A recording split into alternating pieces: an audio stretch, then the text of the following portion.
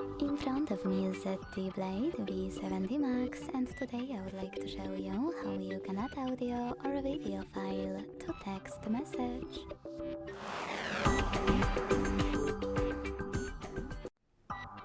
Begin by launching Messages app and selecting or creating a chat.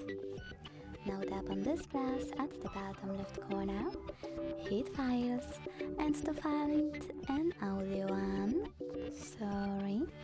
hit Audio at the top, use one of those apps, or tap on those three lines at the top left corner to pick one of those sources.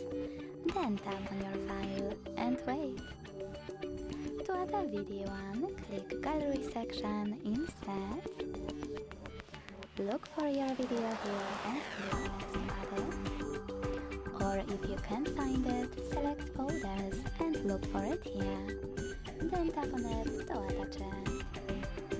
Thanks so much for watching. If you enjoyed this video, don't forget to leave a like, comment and subscribe.